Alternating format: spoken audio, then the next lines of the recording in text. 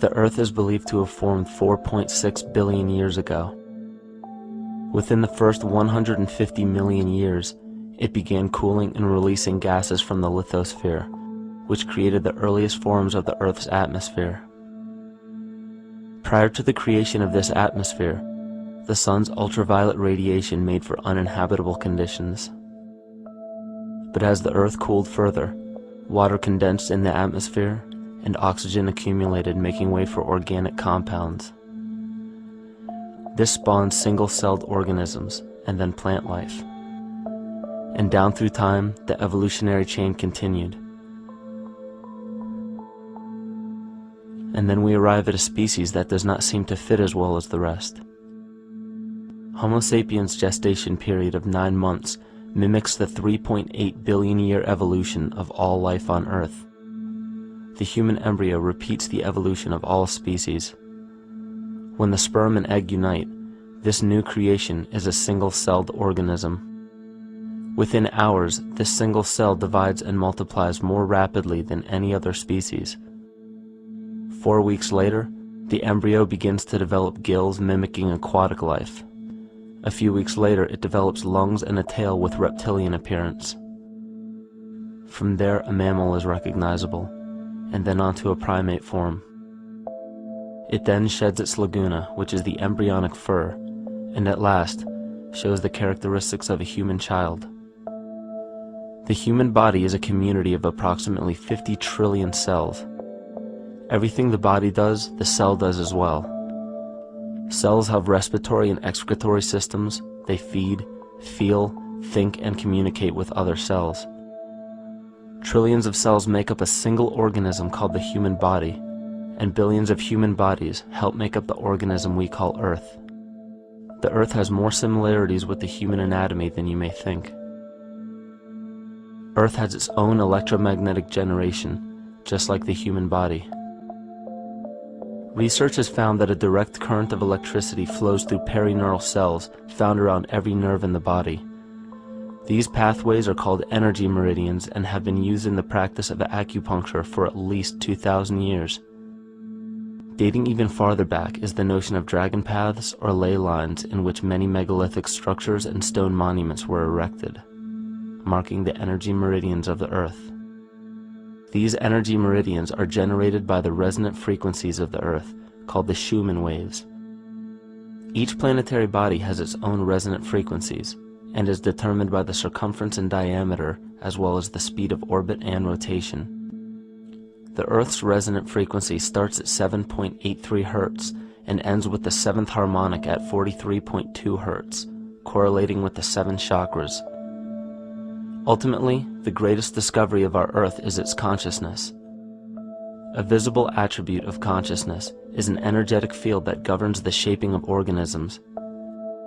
Morphogenesis is a scientific term to explain this very shaping of tissues, organs, and entire organisms. Consciousness is the creative force of the entire universe. It has been given many names such as God, Yahweh, Krishna, nature, the field, and divinity. The entire universe is in fact a single living, conscious organism with complete awareness of itself. The reason why it may seem difficult to comprehend this is because our understanding is typically limited by our language. When we hear the term conscious organism, we tend to anthropomorphize its definition. By giving it human qualities, we mistakenly look past what an organism truly is in the first place. The definition of an organism is any living thing capable of response to stimuli, reproduction, growth and development, and maintenance of homeostasis as a stable whole. Our universe does all of these things. The consciousness of our universe is responsible for the form and purpose that all matter assumes. The Earth's resonant frequencies are a result of its form. These frequencies are responsible for biological rhythms, such as menstrual and circadian cycles, as well as behavioral and emotional patterns. The frequencies are then picked up by the flora and fauna, which are biological instruments that respond to the wave patterns. The wave patterns resonate in the cranial structure of our head and converge in the center of our brain, which is where we find the pineal gland. The pineal gland is believed in many cultures to be the spiritual third eye responsible for intuition. Descartes called it the seat of the soul where mind and body meet. Each individual cell in our body receives an electromagnetic impulse from our central nervous system. They receive the very same impulse that was disseminated to every biological instrument from the earth. An explanation of our conscious universe has been attempted by religion, science, and philosophy. The neglect of biological nature from any organism causes illness. A divorce from nature, exile from Eden, confounding of tongues, they are all symptoms not of a biblical God or deity, but the true self. The greatest and only threat to ourselves is a loss of self, the death of our divinity. As we barrel through history with oceans of information, yet barely a drop of wisdom, we have to understand how we lost ourself.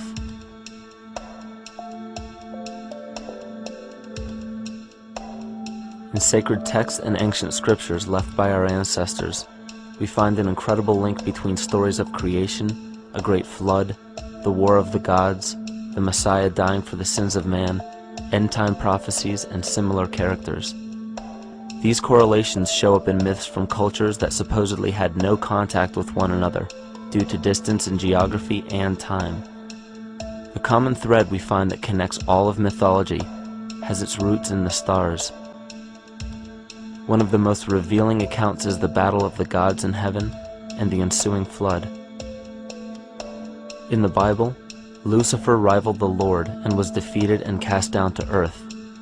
In the creation myth of the Enuma Elish, we find a similar story of Tiamat being defeated by Marduk and cast down to the abyss of Apsu.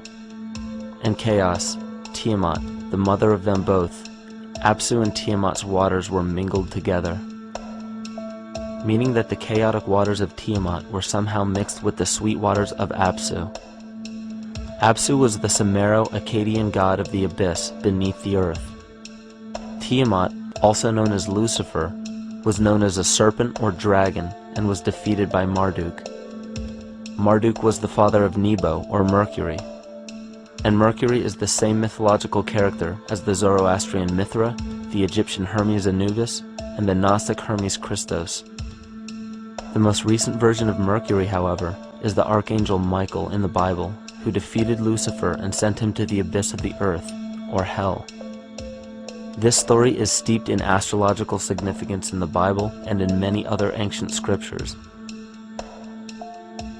This leads to an event in history that is recorded by many researchers regarding the cosmic upheaval and historic deluge. William Commonus Beaumont states, "The flood immortalizes the collision of a fallen planet, later termed Satan, actually a cometary body with our Earth." Consider what this reveals. He postulates that a planet, later termed Satan, fell to the earth, creating the flood we see recorded in the Bible and other myths. Lucifer, or Tiamat, was a planet known to ancient cultures as the Glistening One, the dragon of chaotic salt waters. The light from the sun illuminated this planet's water, which gave it a glow that rivaled the sun's own light, which is where we hear about Lucifer rivaling the Lord. The Lord in this case being the sun, which sustains and gives warmth to the earth. The planet Tiamat, or Lucifer, was destroyed by a cataclysmic event that hurled the watery planet to the abyss of the earth. In the book of Enoch, it reveals, "And behold, a star fell from heaven, and when it fell to earth, I saw how the earth was swallowed up in a great abyss." The myth of the Ute Indians states, "The sun was shivered into 1,000 fragments, which fell to earth, causing a general conflagration. Then Tawats fled before the destruction he had wrought. And as he fled, the burning earth consumed his feet, legs, body, hands, and arms, until at last, swollen with heat, the eyes of the god burst and tears gushed forth in a flood which spread over the earth, extinguishing the fire." This myth resembles the translation of the Enuma Elish by Stephanie Daly in her book Myth from Mesopotamia. which explains that Tiamat's eyes became the source of the Tigris and Euphrates rivers. As written in the book of Revelations, "And there was a war in heaven. Michael and his angels fought against the dragon, and the dragon and his angels fought back. The great dragon was hurled down, that ancient serpent called the devil, or Satan, who leads the whole world astray. He was hurled to the earth."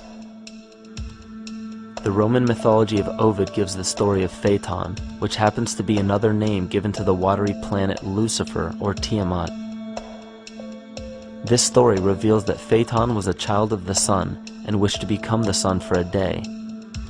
Phaeton attempted this feat, and eventually Jove, who is also known as Marduk, destroyed Phaeton, sending him crashing to the earth in flames and put out by a tremendous flood of water from a river unseen before.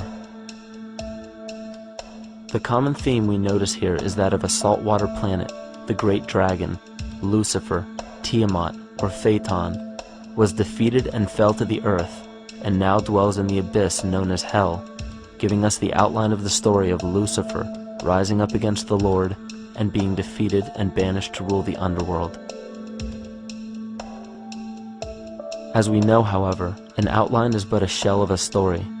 The inner meaning, the spirit of the myth, comes with a deeper understanding of the essence of each planet, not just the physical planet, but the conscious core, because we know now that the proportions and velocity of a planet gives them their own characteristic frequencies, which govern biological and behavioral patterns. These planets reflect the archetypal psychology of man.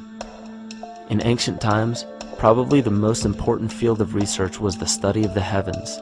Galactic bodies and their movement through the sky were known to be symbolic of the inner faculties within human consciousness. Within all organisms, outdated science has only explained the physical world measured by our five senses. Only in esoteric religions, mysticism, and quantum fields of science are we to find any attempt at explaining where thoughts and emotions fit into the sense-perceptible world.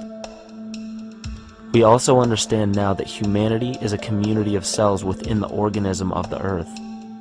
The Earth, therefore, is a higher organism that shapes our form and function. This higher organism and all other planetary bodies are governed by consciousness, just as we individual humans are. Therefore, the Newtonian belief that galactic bodies are nothing more than lifeless forms floating in space is tantamount to claiming that we humans are nothing more than a composite of elements in motion. We know that this is untrue because we feel, we think, and furthermore we see the result of our consciousness creating what we call life. Plato wrote, "This world is indeed a living being, endowed with a soul and intelligence, a single visible living entity containing all other living entities, which by their nature are all related." Furthermore, the cosmos is a single living creature which contains all living creatures within it. And in an article out of the Sufi journal, the author writes, "The world is a living spiritual being." This was understood by the ancient philosophers and the alchemists, who referred to the spiritual essence of the world as the anima mundi, the soul of the world. In scriptures, we hear of the claim that angels guide the inner soulful actions of people, or that the gods wield influence over man. Most ancient spiritual and scientific teachings held the belief that the hierarchies of the gods, angels, archangels, archai, all the way down to the cherubim and the seraphim, are the hierarchies within the human psyche. In this way, we must understand that when the whole of ancient myths and sacred scriptures speak of spiritual influence from a higher being, they were speaking of archetypal forces that are inherent within us, not an influence from an external source. This is where we begin to see the relevance of astrology as an ancient form of science that resurfaced in the 19th and 20th centuries under the name of psychology. Friedrich Nietzsche even stated, "As long as you still experience the stars as something above you, you still lack a viewpoint of knowledge." This is astropsychology and maps the inner faculties of the psyche. In pre-Christian times, there were schools known today as the mystery schools or the mystery religions. The messages encoded in the scriptures and ancient archaeology came from adepts of spiritual science. The intent was to teach the initiates the deeper meaning of these myths. What became later termed as Lucifer, Satan, or the devil was representative of the ego, which rivals the Lord, the representative of the self. The true self is the epicenter of a person's entire being. It is the total sum of everything that we are. The false ego, on the other hand, is the idea and concept we create about ourselves in the course of our lives, which typically excludes any qualities we don't wish to accept about ourselves. However, humanity has been endowed with the freedom to choose either to obey the true self or to give in to the temptation of the vanity and materialism of the false ego. This is the most notable trait that separates man from animal: our freedom of choice, the choice to follow our concepts and ideals or our natural impulses, the choice to sustain nature or to destroy it. This freedom of choice weighs on the fate of the entire organism that we call humanity. Cancer begins with a group of cells within a community that fail to communicate with the conscious signal of the organism. Those cells begin to grow out of control and spread to other areas of the organism. This very disease is evident in our world today. The cancer upon our earth is the domination of our false ego and our divorce from nature. Collectively, among every human, vanity leads to segregation and competition. Competition leads to fear and greed. Greed leads to deceit and immorality. And immorality is the breeding ground for illness, waging war on our earth. Every act of hatred and destructiveness in our world begins with self-hate and self-destructiveness. And that all begins with a breakdown in communication.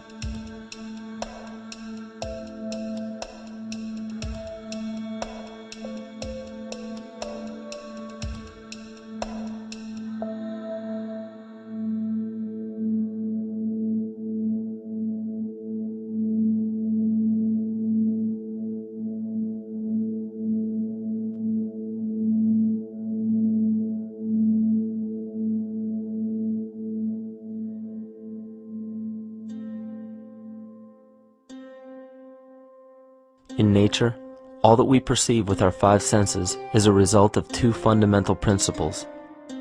Everything in existence is made of a relationship between vibration and matter.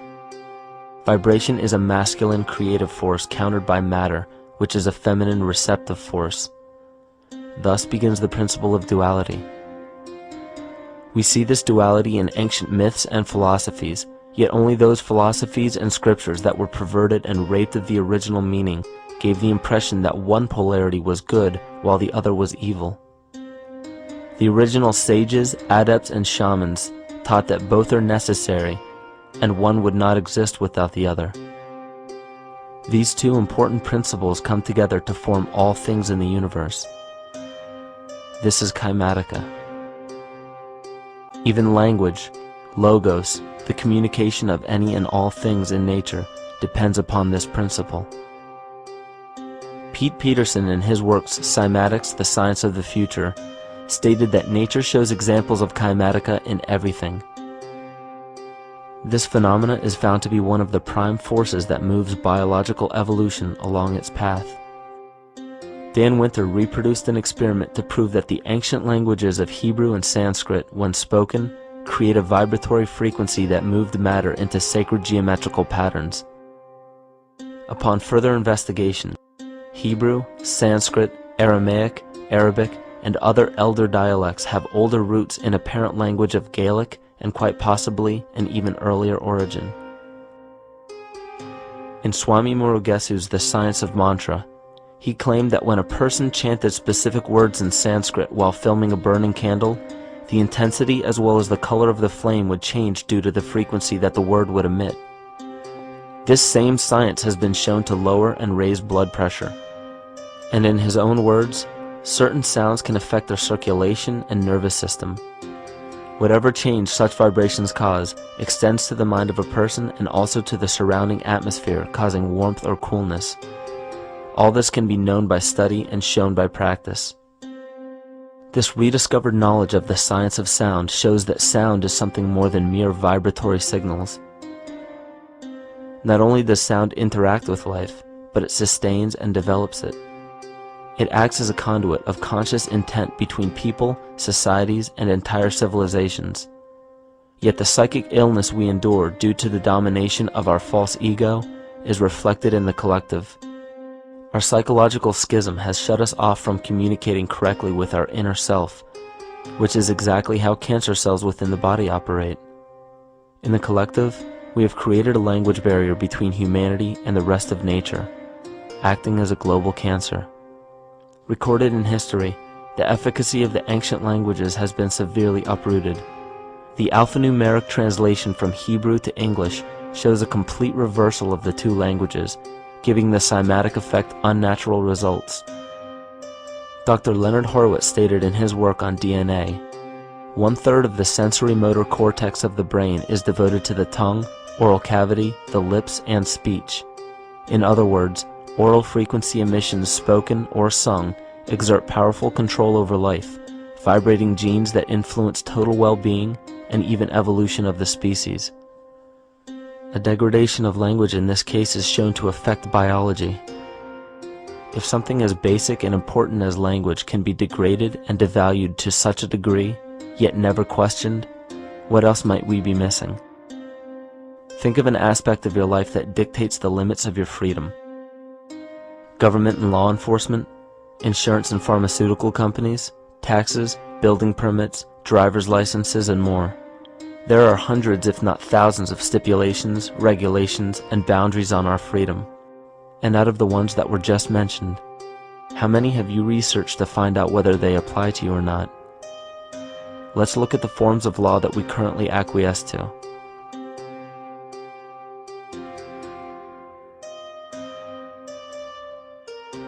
A common misconception among people is that any rule or regulation that governs them falls under one category: law. But there are many other forms of law that people abide by without realizing that they simply do not apply to them. Another misconception is that a nation's constitution gives us our rights. A constitution does nothing more than list the rights that we already have. We are born with inalienable rights, endowed to us by our Creator. They are not given to us, and they cannot be given away. The most a person can do with a right is choose whether to exercise it or not. Maritime admiralty law is what's known as the law of the water.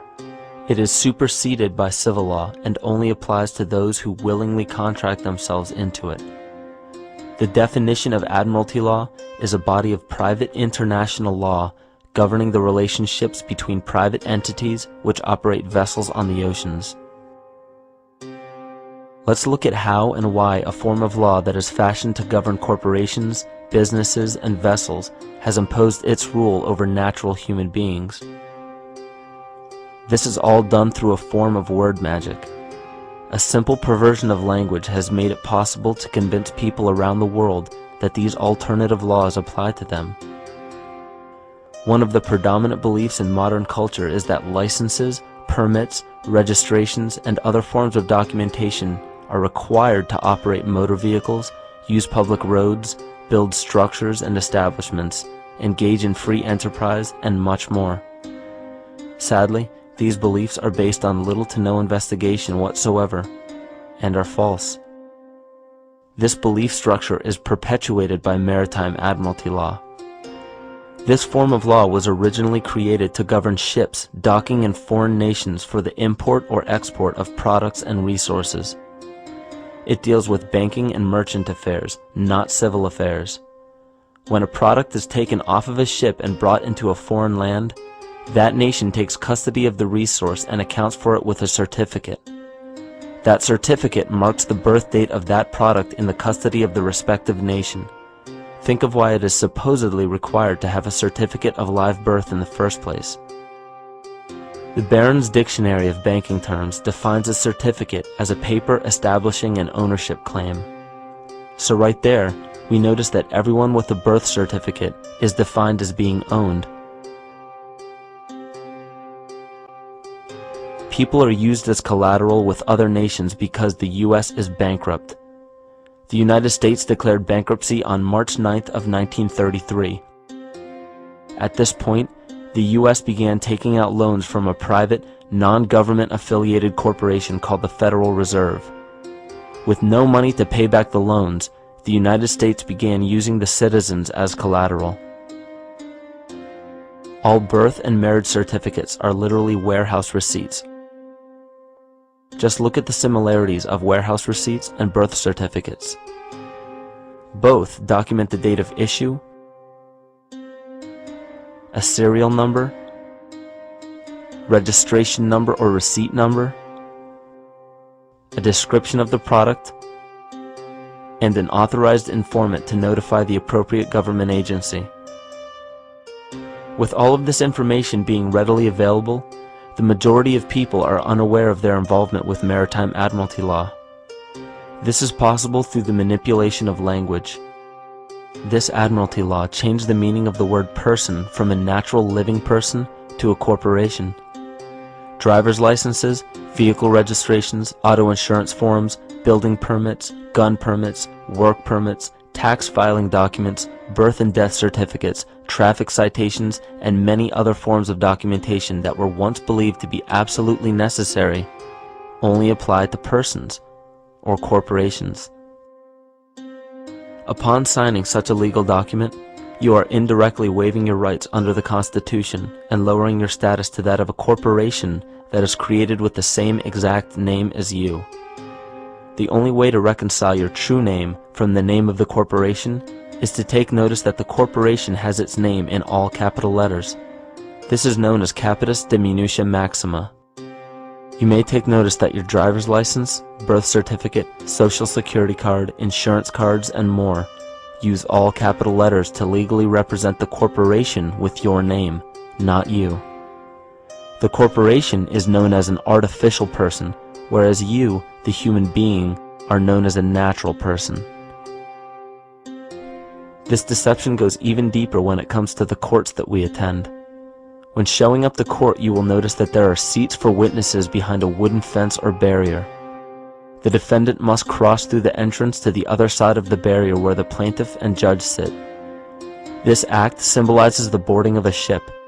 At this time, business can be conducted in maritime admiralty law. The judge, acting as captain or banker, is responsible for settling the balance between the two sides. This is why there is always a monetary value involved in any court case. The captain is simply dealing with banking and merchant disputes. Once the balance is paid, the case is closed. To turn the court case away from admiralty law where your rights are not protected, you must avoid agreeing to represent the artificial person. This is done by stating that you are the natural person. You don't have a first or last name because those imply corporate title. In a court case, you may state that the court takes judicial notice of your honor's oath of office. Every judge must take an oath of office to practice law, yet you must make it clear to the court and the jury that the judge is acting as judge and not banker. Remember that you are a natural human being of the earth. You are not governed by anything but your own consciousness. Laws are created within a society. The society that created the laws we see being enforced today is called the Law Society. Yet the most beautiful part of this entire deception is the fact that we are not part of the Law Society, so their laws do not apply to us. Judges, lawyers, and law enforcement officers, they're all part of a society. Within that society, they've created their own language that's deceptively similar to English. They have these little things called statutes, acts, and regulations that seem like laws, but they really only apply to those within their society. So that basically means all the traffic violations, minimum age requirements, and everything except for damage to another person or their property doesn't really apply to the natural person. Laws only apply to those within the Law Society. The game being played is an illusion. You can simply choose to open your eyes and reclaim the freedom that you were born with, bound by nothing but the limits of your imagination. These are just a few examples of assuring that your rights are being protected. By far, the most important line of defense against this deception is to be aware of the perversion of language, and be absolutely aware of how you form your beliefs and concepts.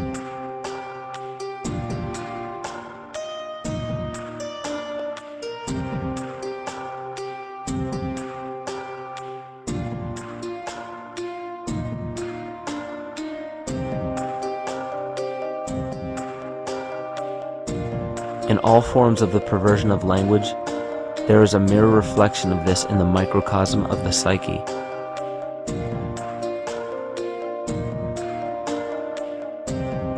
And the problem I see with humanity today is we don't truly know ourselves anymore. We have the 9-to-5 job, we have the house, the children, the bills, the television, the hobbies, and the errands that we run every single day, and we eventually begin to believe that this is who we are. But who are we beneath the job title, beneath the status of mother or father, theist or atheist, Republican or Democrat, black or white, man or woman? Who are we?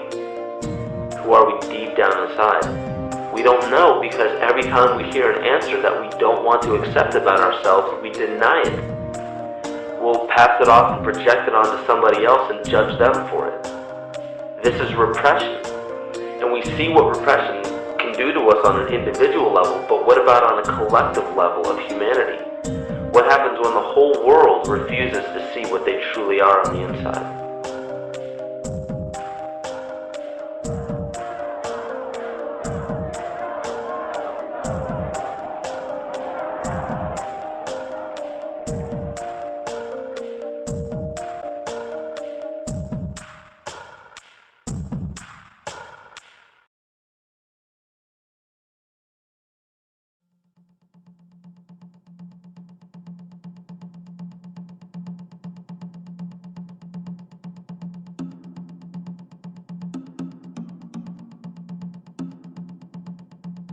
Carl Jung discovered that there is a collective unconscious connected to all humans, meaning that the whole of humanity shares a single mind with one another. This is evident in the world through accounts of shared mythology and symbols, the study of morphic fields, and with the science of kinesiology. This collectivity is a global example of the unconscious mind of the human body, in which trillions of cells share a similar signal. This parasite, called our false ego, requires a continuous flow of sustenance to survive. Food, fuel, and any other form of sustenance is energy. Human consciousness is an electromagnetic field of energy. When this potential energy is utilized, it then releases kinetic energy, which is used to perpetuate the false ego. This scenario occurs in the smallest parasitic organisms, all the way to a collective organism called humanity. A parasite will release chemicals that cause the host to crave the sustenance that the parasite needs to survive. As long as the host is unaware, it will keep feeding the parasite and starving itself. In a similar way, Wilhelm Reich stated that whole societies suffer from a psychosis caused by starving our organic biological impulses. He states that sexual suppression supports the power of the church, which has sunk very deep roots into the exploited masses by means of sexual anxiety and guilt. It engenders timidity towards authority and binds children to their parents. This results in adult subservience to state authority and to capitalistic exploitation. It paralyzes the intellectual critical powers of the oppressed masses because it consumes the greater part of biological energy. Finally, it paralyzes the resolute development of creative forces and renders impossible the achievement of all aspirations for human freedom. In this way, the prevailing economic system, in which single individuals can easily rule entire masses, becomes rooted in the psychic structures of the oppressed themselves. What Reich was showing in this powerful quote is that on a collective level, the suppression of a natural function, whether biological, spiritual, or emotional, will result in an abnormal reaction, a psychic disease. This illness or disease is reflected into the masses through a collective unconscious and acts as an epidemic. Humanity is plagued with an incapacity for freedom, meaning that people en masse lack the ability to govern themselves on a psychic level, and this manifests in the macrocosm as government and organized religious powers, thus opening the throne, our national and individual throne, to anyone and anything.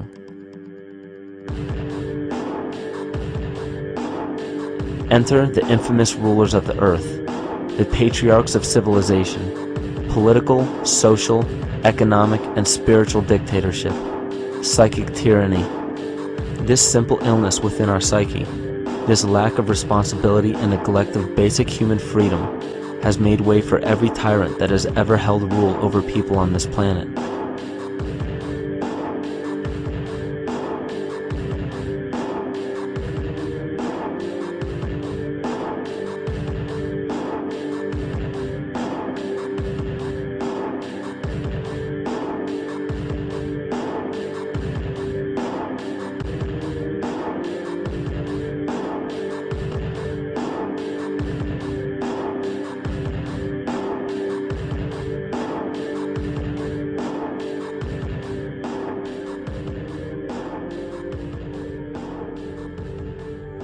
But these oppressive tyrants that are demonized by the masses are no different than us. In fact, they are one with us. In the book The Prophet by Khalil Gibran, he poetically states, "I say, as the holy and the righteous cannot rise beyond the highest which is in each of you, so the wicked and the weak cannot fall lower than the lowest which is in you also." Every one of us has the capability to commit the most horrifying sin or show the most beautiful compassion to our fellow man. This is the very definition of an illness within the psyche and soul of man.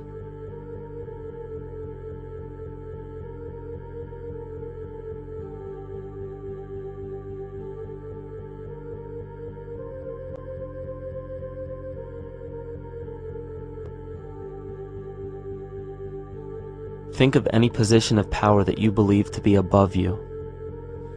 Royal families, government leaders, the United Nations, financial organizations, corporate monopolies, and media juggernauts.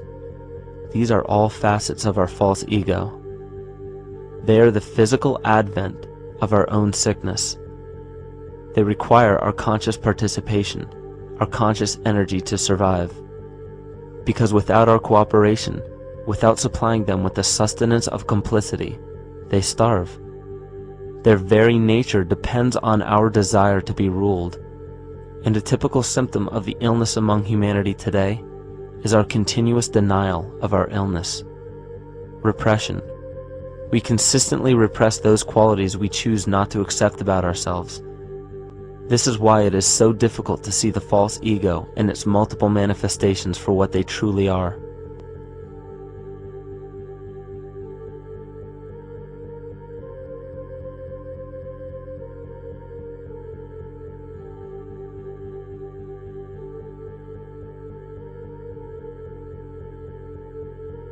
This is the very nature of the false ego. It acts as a red herring to distract us from the freedom we truly have. For this psychic parasite to survive, it must supply us with a chemical that will cause us to remain dependent upon it. In this case, the sustenance is our conscious energy. And in order for us to feed it to the parasite, the chemical of fear causes humanity to crave protection and defense.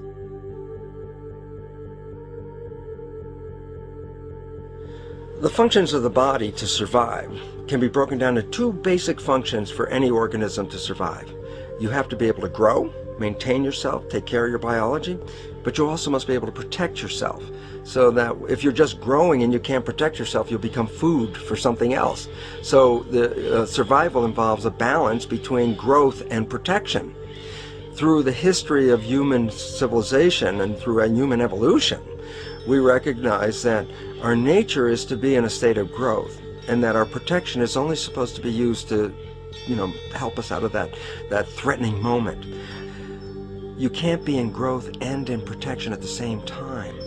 So the significance is, when we see a need of protection, the stress hormones in the body shut off the blood vessels in our viscera or gut, which is the part of the body for growth. Well, the issue is, if you took the blood from the viscera and moved it out to the arms, then you left no blood in the viscera. That means no growth. But you're ready to fight. And when your fighting is finished, then the blood returns back to the viscera and you grow again. But in the world that we live in today, it's 24/7 fear.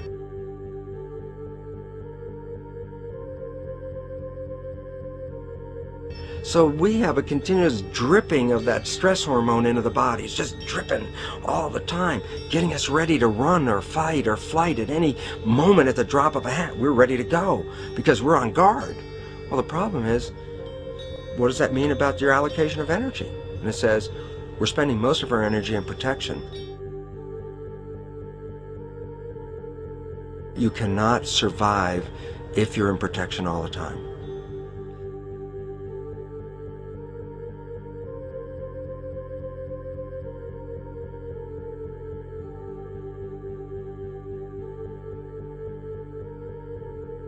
And if the parasite can control the nature of the fear, it can then create a fear among us that only it can defend us against. A recent physical manifestation of this comes from Zbigniew Brzezinski, former Secretary of State who also supported President Barack Obama. In his book, The Grand Chessboard, he states, as America becomes an increasingly multicultural society, it may find it more difficult to fashion a consensus of foreign policy issues, except in the circumstance of a truly massive and widely perceived direct external threat. Even the Reichsfuhrer of the Nazi Party, Hermann Göring, sums up this game of supply and demand perfectly when he stated, "The people can always be brought to the bidding of the leaders." That is easy. All you have to do is tell them they are being attacked and denounce the peacemakers for lack of patriotism and exposing the country to danger. It works the same in any country. It also works the same in every individual psyche. Just remember that the false ego has only one desire: to become greater and more powerful than the true self. This illness causes us to believe that we are separate from nature. This is why we see such a rise in the dependency of technology. This is why we see such little stewardship for the earth and the environment.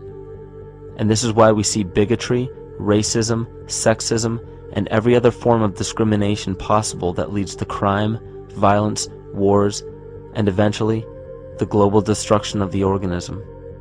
This endless state of fear, confusion, and segregation our world seems to live in is a symptom of the false ego creating a false threat.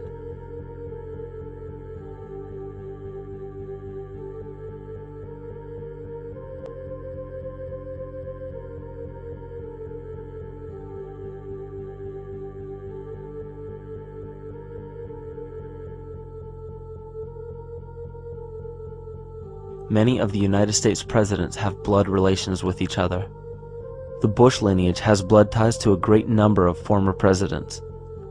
George Washington, Millard Fillmore, Franklin Pierce, Abraham Lincoln, Ulysses Grant, Rutherford Hayes, James Garfield, Grover Cleveland, Teddy Roosevelt, William Taft, Calvin Coolidge, Herbert Hoover, Franklin Roosevelt, Richard Nixon, and Gerald Ford.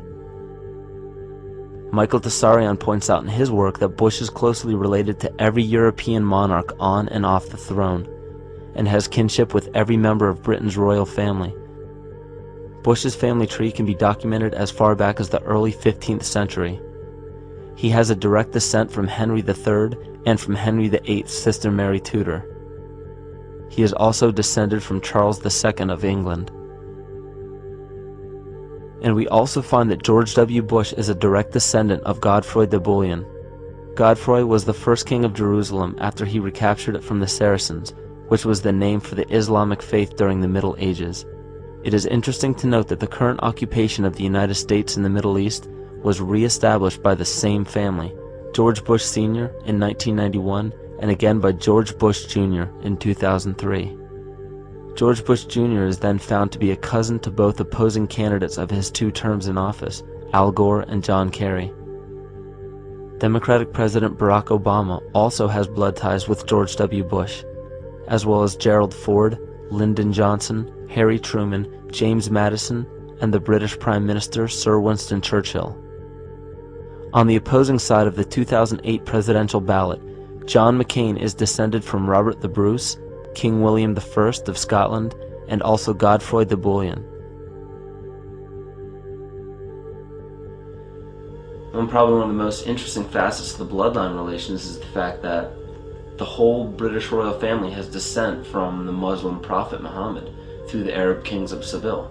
This bloodline was passed through the kings of Portugal, Castile, and eventually down to King Edward IV. This is a very, very different story from what you hear the media pumping out every day, being this idea of lineal superiority. It's completely debunked according to the foremost authority of aristocratic lineage, Burke's peerage.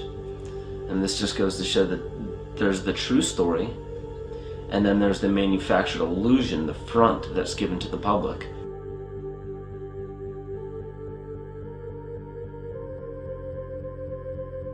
These blood ties go on and are documented thoroughly through literature such as Burke's Peerage and other comparable books.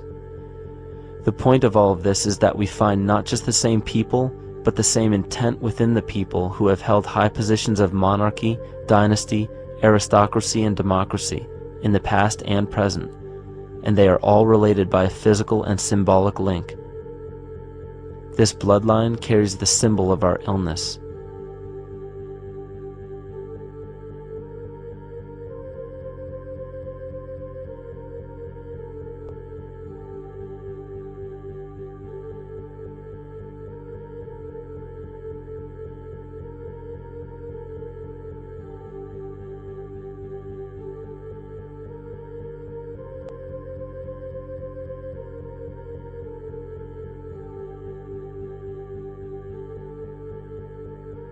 The symptoms of our psycho-spiritual illness are the wars, terrorist attacks, artificial or man-made disasters, and leader figures.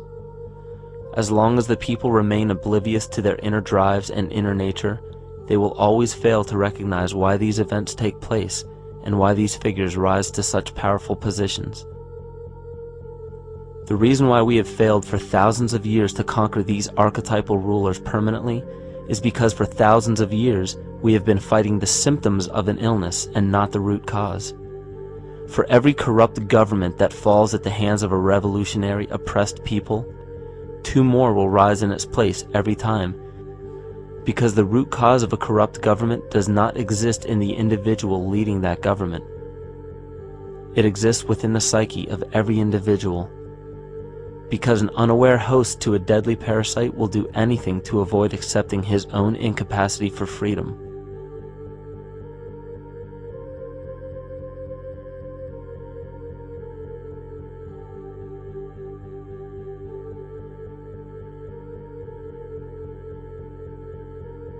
We are so bereft of sanity in this world that those few who simply stop projecting onto others and begin facing their own demons are seen as neurotic. An article written in the 1950s states that studies showed that individuals who had been isolated from their familiar social and cultural environment became neurotic. This shows that when those individuals had no object to identify their darker emotions with, they began to see these things in themselves, that which they refused to recognize before, and were unaware of why they appeared and how to cope. Facing our true inner self is virtually unknown in our world today. This is why no matter how many civilizations rise and fall, it is our collective consciousness that creates our governing apparatus, not individual people.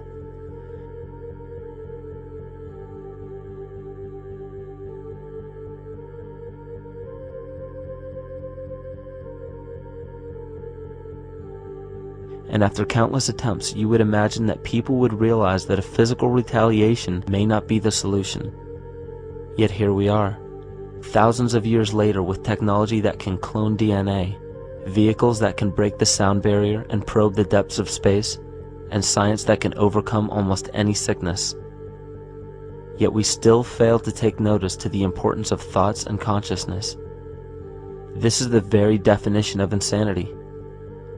And every single one of us is responsible for this psychic epidemic, because we're killing the messenger and paying no attention to the message.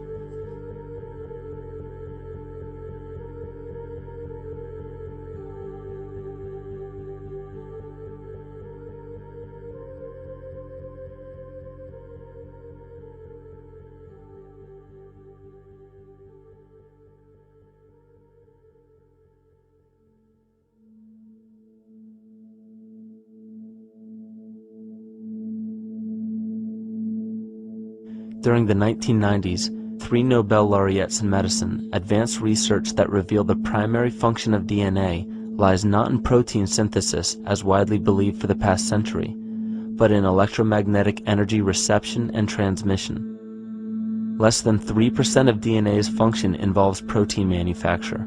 More than 90% functions in the realm of bioacoustic and bioelectric signaling. So why is it important to know that DNA functions in bioelectric signaling? HeartMath Institute has discovered the heart and brain maintain a continuous two-way dialogue, each influencing the other's functioning. Although it is not well known, the heart sends far more information to the brain than the brain sends to the heart, and the signals the heart sends to the brain can influence perception, emotional processing, and higher cognitive functions. The heart also generates the strongest rhythmic electromagnetic field in the body, and this actually can be measured in the brainwaves of people around us. We are quite literally an electromagnetic expression of our highest cognitive function. The behavior of electromagnetism is evident throughout the world as dualism. All matter contains a negative and positive charge, which means organisms are built upon this foundation. The natural homeostasis of any organism is a balance of both polarities. Furthermore, research on emotional energetics shows that the heart's field is a carrier of emotional information and a mediator of bioelectromagnetic communication within and outside the body. Research shows our heart's field changes distinctly as we experience different emotions. It is registered in people's brains around us and apparently is capable of affecting cells, water, and DNA studied in vitro. Fear. The chemical supplied by a collective parasite creates a distinct bioelectric signal given off by the host. This signal is disseminated to the organisms within our community and will grow outward through the entire organism unless it is counterbalanced by an opposing force. Dr. Fritz Alan Popp discovered that the cells in our body communicate through biophotons, which are tiny particles of light that are single units of an electromagnetic field. This communication system within our body also exists between people in what's known as morphic resonance. This was known by the shamans, sages, and adepts of antiquity. These teachings were commonplace in prehistoric cultures. It wasn't by sheer chance that artistic expression and rituals were the cornerstone of every ancient civilization. Art was used as a personal method to exercise the shadow content of the psyche and introduce it to the conscious mind. This was very literally viewed as psychic therapy. Ritual was based around astrological dates. As we've learned, the study of the stars and planets reflect our own astropsychology. The shamans would perform rituals on astrological dates that would correlate with a circadian rhythm or a psychological cycle. These rituals kept the human participants aware of their inner self and prevented the repression of psychological content. As long as people were facing their inner demons and accepting them as their own, they were not collectively projecting them into the physical world. If you bring forth what is within you, what you bring forth will save you. If you do not bring forth what is within you, what you do not bring forth will destroy you. The progeny of our psychological disease began growing rapidly after a series of catastrophes forced the collective into a somatic state of fight or flight. This lowered the immunity of the population by introducing a state of immense stress. Our body becomes more susceptible to illness under stress. In this manner, humanity fell ill when entire bodies of land were swallowed up by the floodwaters. This uprooted many tribes, chiefdoms, and civilizations from their homes, and their ritual practices that were used as a conduit for psychic wellness were put on hold in order to survive the catastrophe and seek new homes. The shamans were spread to many new areas of the world. This information has been suppressed. We are made to believe that advanced civilizations such as ancient Egypt and the Mayans of Mesoamerica came about with no prior rudimentary remnants or evidence of evolving intellectual artifacts to bring them to their peak. We are meant to believe that their incredible knowledge of mathematics, astrology, agriculture, economy, polity, and architecture came out of nowhere. This leads many researchers today to the understanding that the origins of these civilizations have been suppressed. Not surprisingly, the force that has guided the suppression of this knowledge comes from the exact bloodline of the political and religious leaders stated previously. These are some of the notable book burnings and suppression of important texts in our history.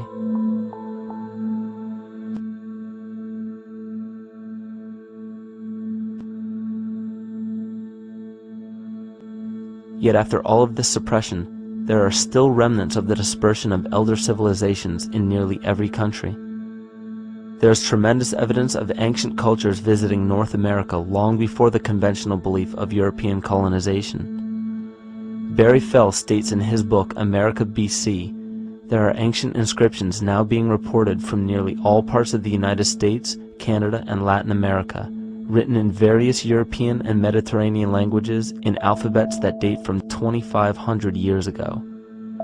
William Commonus Beaumont wrote, "The Toltec and Maya civilizations never originated on American soil, but appeared there full-blown, with a well-defined art and system of hieroglyphic writing which possesses affinities with Egyptian. It is found that there are thousands of prehistoric sites across New England and several other northern states showing inscriptions, carvings, and mounds created by Druidic mariners as far back as 800 BC. To suppress this information further, it was not only imperative for the bloodline to burn the documented texts containing true historical information, but to wipe out the cultures that derived from these ancient shamans. The most devastating genocide ever endured was and still is the annihilation of shamanic tribes. We've lost our traditional roots and don't know about ritual. The dragon dances and the ghost dances of the Native American Indians, what do you think that was all about? All the shamans of the world, when they do their rituals, they're doing that. Their work, harmonically through dances, is to strengthen the immune system of the earth. You know, but they've been all murdered. So that was why in the 17th century, exactly the same period I'm talking about, there was an all-out agenda that when you come across indigenous people, you annihilate them. Columbus was sent on his expedition along with agents of the crown to disrupt the lives of the natives and seize mineral resources. He visited every island in the Caribbean, depleting the gold and taking as many slaves of the native Taino tribe as possible. 5 million natives were murdered within 3 years, according to Leah Trabeck. Within 15 years, the Arawak tribe of 250,000 was completely wiped out. The population of the United States prior to European contact was greater than 12 million. 4 centuries later, the count was reduced by 95% to 237,000. From 1494 to 1508, over 3 million people had perished from war, slavery, and the mines. Who in future generations will believe this? I myself, writing this as a knowledgeable eyewitness, can hardly believe it. My eyes have seen these acts so foreign to human nature, and now I tremble as I write. Another agent of the false ego bloodline was Hernando Cortez, who decimated the Aztec tribe and plundered their mineral resources.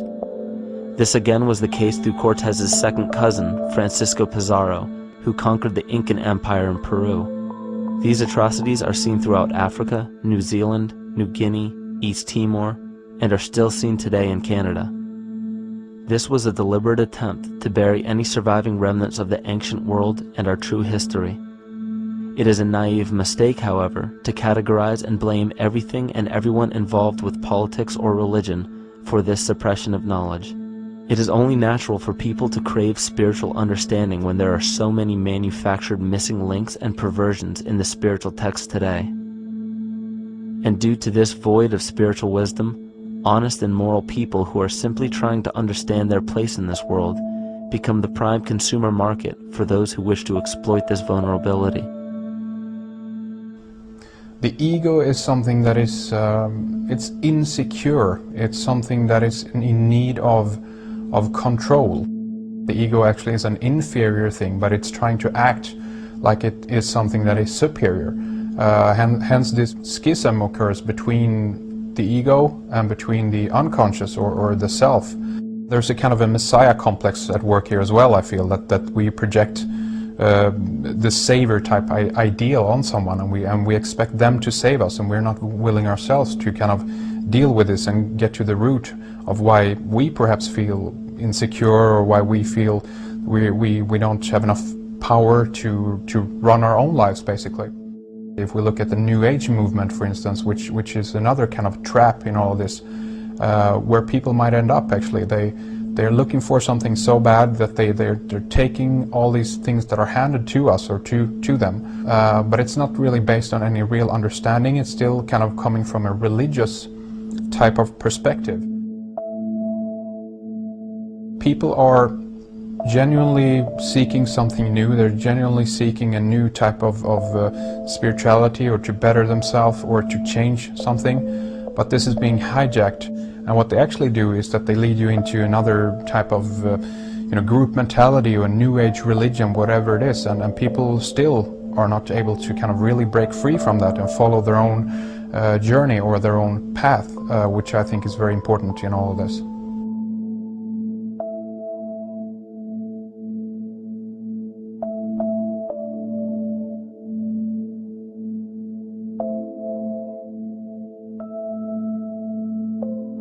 In the pre-Christian era, there were several cults of incredible power, most notably the stellar, solar, Saturnian, lunar, and mushroom cults. It is simple to see that worshippers of the lunar goddess comprised of the lunar cult. The worship of sun gods were indicative of the solar cults. The Saturnian cult, which consisted of Phoenicians and Canaanites, worshipped El or Eli. The biblical exodus of the Hebrews from Egypt showed that they entered Canaan and merged the lunar cult of Isis, the solar cult of Ra, and the Saturnian cult of El to form Isis, Ra, El. Israel. The old Israelitish cult and mythology, the Yahweh worship, the patriarchal legends, the sojourn in Egypt, and so on, are rooted in the religion of the sacred fungus, developed from the underlying fertility philosophy of the ancient Near East. The Jewish mitre, Muslim turbans, and military berets are derivations of the symbol of the mushroom cult. One of the first and most prominent, however, was the stellar cult, and a number of these ancient cults were created for shamanic purposes and earthly stewardship, yet some were taken over with different intentions. Just as you would imagine in any establishment of power, smaller cults formed within the main cults to worship individual deities. The cult of Mithras and the cult of Dionysus are two examples. You still today can see the Mithraic or Phrygian cap on the symbol of the seated Liberty dollar, the coat of arms of many countries, the reverse side of the flag of Paraguay, the seal of the United States Senate, and even involved in the solar cult holiday that we now call Christmas. In the cult of Dionysus, many festivals were celebrated, such as the Greater Dionysia, celebrated in Athens around the spring equinox. The foremost event in this festival was the Thymelic contest, in which poets, musicians, and entertainers performed in an open-air theater. Musicians did not have to pay taxes, and members of the Artists' Guild did not have to participate in military affairs. The cult of Dionysus is still alive to this day as the entertainment industry.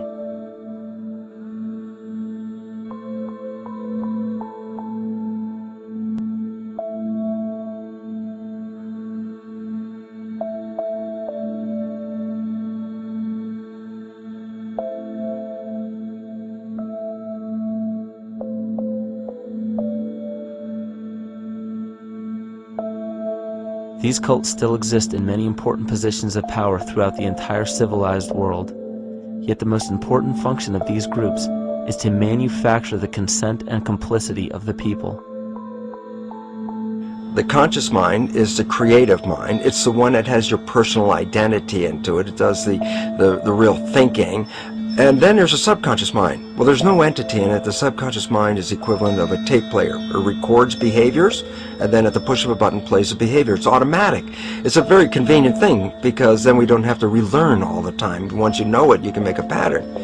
The problem is that the basic patterns of belief and behavior that are programmed in the subconscious mind came from our teachers, primarily our parents, our family, and our community. So most people don't even understand how easily we're influenced by our environment. Every person that we encounter, every single situation that we're faced with, every little word that's said on television may not seem too influential to our conscious minds, but Your unconscious is designed specifically to let every environmental signal influence you without your awareness. So the question is, are we leading conscious or unconscious lives? And now neuroscience has told us in the unfolding of our lives, only 5% of our life is controlled by our conscious mind, and 95% of the time controlled by the subconscious with programs from other people that were installed in there. And the problem is, it means when those programs are playing, we don't see them. And the skeptics will sit there and say, consciousness, archetypes, astrology? No, no, no. We create things with our hands, not our minds. Archetypes aren't physical. They can't influence me. But when you think of the fact that we're only conscious of this small little fraction of our behavior, what we don't realize is that entire countries, entire civilizations that think they're free and independent, but are unconsciously too afraid to be free and independent, they will beg to be governed. And if they can't do it themselves, who do you think will consciously or unconsciously take that responsibility? It usually ends up being that strong, masculine, animus archetypal figure. When we think we're in danger, we're not looking for our mother to nurture us. We want our father to protect us. And right on cue with the age of fear, this age of catastrophe, the age of this parasite, we see masculine domination. And one of the primary conduits for giving our responsibility and our conscious energy away is money. We surely don't want to admit that our dependency on money is flawed, because that would imply that the fault is our own. And God forbid we take responsibility for our lives, so we blame the money. This is the cornerstone of the entire illusion being built around us by the false ego. Money is said to be the root of all evil, yet it cannot be evil because money is only a symbol. Symbols carry only the faith and spirit of the observer. This means that the symbol of paper money evokes and surfaces the evil intentions and inherent flaw of our false ego. Money only exists because we agree to accept it as valuable. And to further illustrate our incapacity for freedom, we've given the control of our faith-based money to a private corporation instead of the federal government. There is no law stating that we have to use Federal Reserve notes as currency. We choose to because we fear the alternative: independence.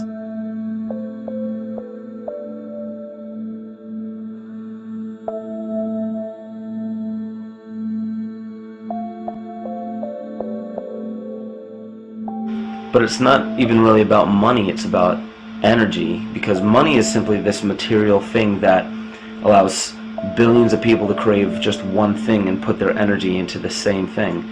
It's not the plasma TV or the house or the lifestyle or the job or the significant other or the status that we're really after, because we know that we're empty.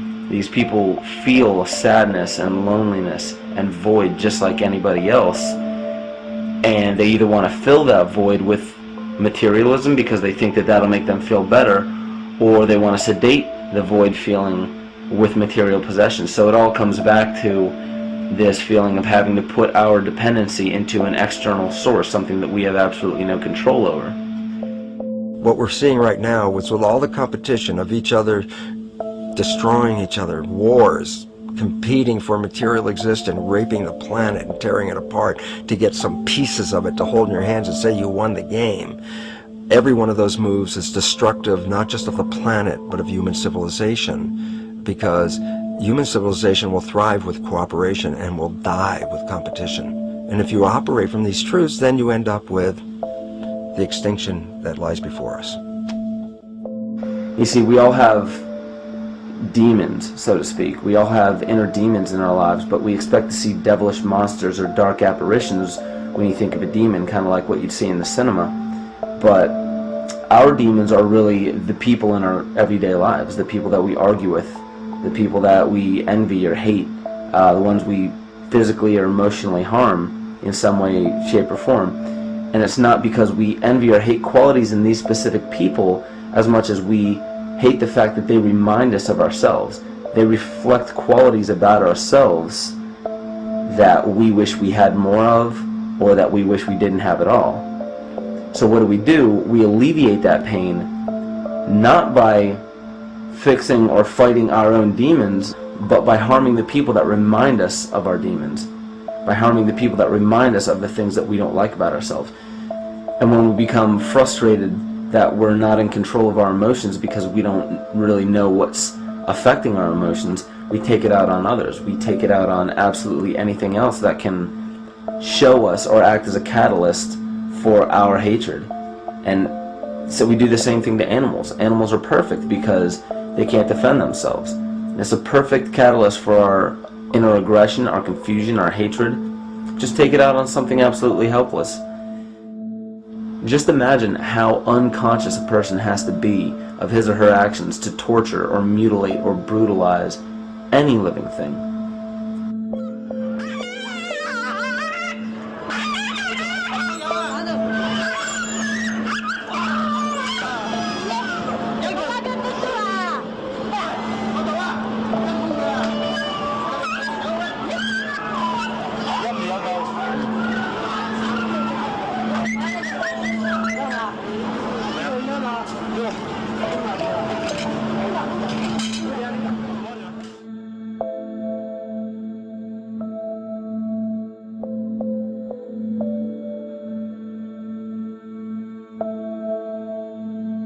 The goat's down, and he'll be here, and we can. Ouch! Ooh, he bit you. Look at his tail. Is it common with their kids, maybe? He's a big guy. That's a real. Think of the lack of compassion you must have towards life in general to be able to feel no semblance of sympathy towards entire populations, let alone just individuals or individual animals, entire populations of species that are bred specifically for the purpose of commodity. But I'll tell you what's even more dangerous is not so much the people carrying out this cruelty, because that's already been established. That form of hatred and cruelty has already been established and it's already known. What I'm really worried about is the people who are against inhumanity, the people who are against animal cruelty and feel self-righteous enough to think that it's justified to inflict harm or even wish harm on these people. Because those are the people who take unconscious cruel behavior to a whole new level of conscious cruel behavior that's perfectly acceptable in their minds, because they feel that it's their job to bring other people to justice, like they're an authority figure of some sort. Those are the people who will have a much harder time figuring out why they harbor so much inner hatred and resentment. They don't seem to realize that it's just another form of the same exact hatred. So to keep from facing our inner demons consistently, what do? When we begin to realize, hey, wait a minute, maybe it's not alright to inflict harm on any other living thing, then the ego has to come up with a more esoteric form of cruelty to trick us into displaying the same form of self-hatred, the same indignant attitude, but just in another way and towards another group of people. But the emptiness will always find a way back in, and people will always start to feel restless again, no matter how many times they transfer blame to yet another person or yet another group. We need chaos in our lives. We crave destruction. We beg for catastrophe.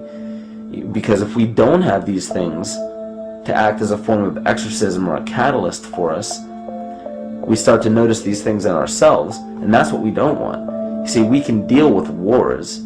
We can deal with terrorism. We can deal with stock market collapse and economic collapse. We can deal with these things. But once we start to notice this chaos within ourselves, that's what we're really afraid of.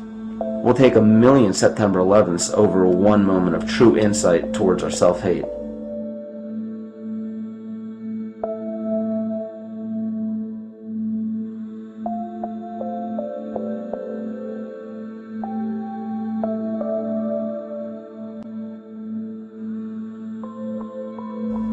And you know, the most interesting part of all of this is we encounter things every day, every single day, that we either accept with open arms or that we reject violently. The interesting part is not really what we're accepting or rejecting as much as what it is inside us that makes us feel compelled to a certain thing or repelled from a certain thing. There's this fundamental dual behavior of muscular strength or weakness, attraction or repulsion. And what's interesting about this is when you realize that consciousness, awareness, that intangible essence that animates all matter into what we see around us as life, that is where you will find the origin of this dual behavior.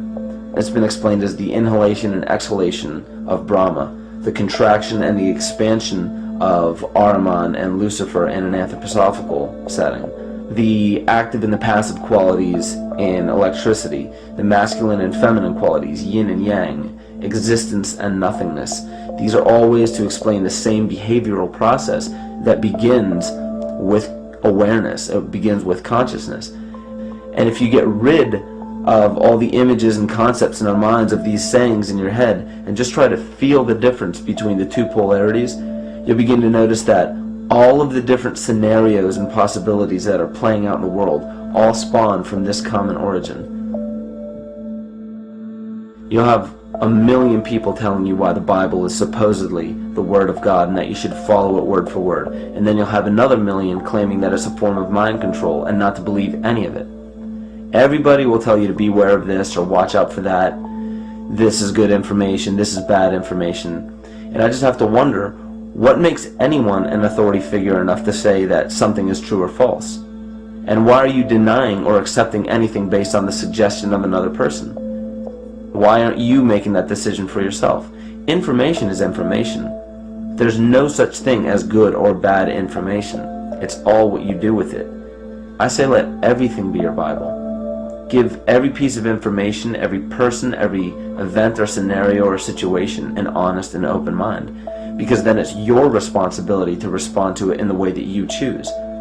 Not following the herd, not following convention, it's your responsibility.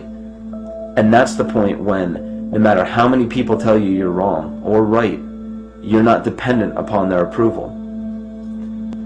If we at least question our own actions, question our own thought process, and make a conscious decision to what we feel is right every single day, that's what I believe to be divinity.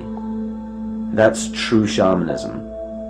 And that, to me, is what it really feels like to be alive.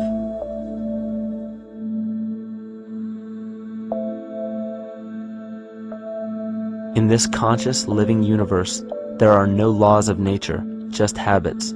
There is nothing external to the universe to enforce a law upon it. The illusion of a fixed law of nature is only the result of there being no need for that habit to be broken. When habits need to be broken to ensure the survival of the organism, we see this event in nature and call it evolution. The collective mind shapes our evolution.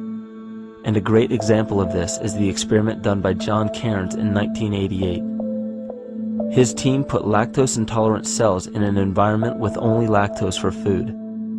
Under a law of nature, every one of these lactose-intolerant cells would have died. But surprisingly, they all survived. Every one of them understood the problem that they were facing and replaced the defective lactase enzyme with a functioning one to utilize lactose for food. If a cell has the ability to decide how and when to evolve because it's facing extinction, then anything can. The existing beliefs are that a human body is a biochemical machine controlled by genes, and therefore the behavior, emotions, and character of our biology, our health, our lives, are controlled by genes which we don't control. So this is what we taught people. You're a victim. Genes control your life. You didn't pick them. You can't change them. The genes you end up with program what's going to happen. My experiments on stem cells, which I started in 1967, I'd isolate one stem cell, put it in a petri dish, and then it would divide every 10 hours. So I took all the cells, split them up into 3 groups, and then just put them in 3 petri dishes. And then I changed the growth medium, the constituents of the environment, in each of the 3 dishes. In one dish, the cells form bone. The second dish, they form muscle. In a third dish, they form fat cells. What controlled the fate of a cell? And the first thing you have to say is, oh wait, they were all genetically identical when they were put in a dish. So obviously the genes didn't control it because they all had the same genes. What was different was the environment. And all of a sudden in my career it said, oh my gosh, here I am teaching genes control life, and the cells are telling me genes respond to life. And since you can control the response, you can control your life. It's how you read the environment, how your mind perceives the environment. And if you understand this, then you could lead yourself to the most wonderful expression on this planet, to be fully alive and fully healthy by just how you respond to the world.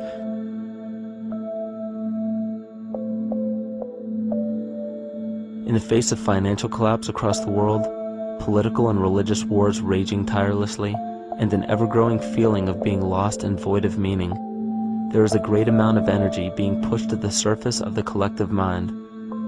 Evolution does not come about gradually. It happens in spurts and fits, and comes about due to a tremendous need for the organism to survive. We are now at a point in history where we will choose. We will choose to become sovereign or remain dependent, to face our true self or continue fighting a ghost, to become well or allow this disease to grow, to live or to die. The choice is yours.